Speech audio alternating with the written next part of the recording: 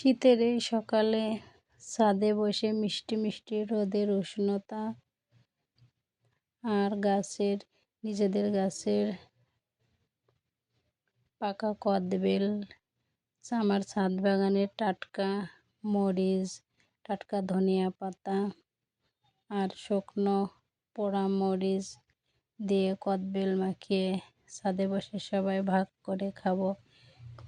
এর মজাই আলাদা। আর কেনা কদবেল তো আসলে ওরা সবসময় পাকাটাই বিক্রি করে না, আগে থাকতে কাঁচাটা পেড়েও সিদ্ধ করে বিক্রি করে, তাই তার ঘ্রাণটাও অত বেশি ভালো আসে না, অত বেশি স্বাদও আসে না।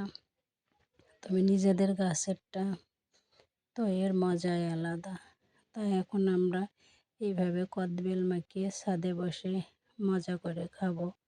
বন্ধুরা, তোমরাও খাইতে চাইলে চলে আসো। আল্লাহ হাফেজ।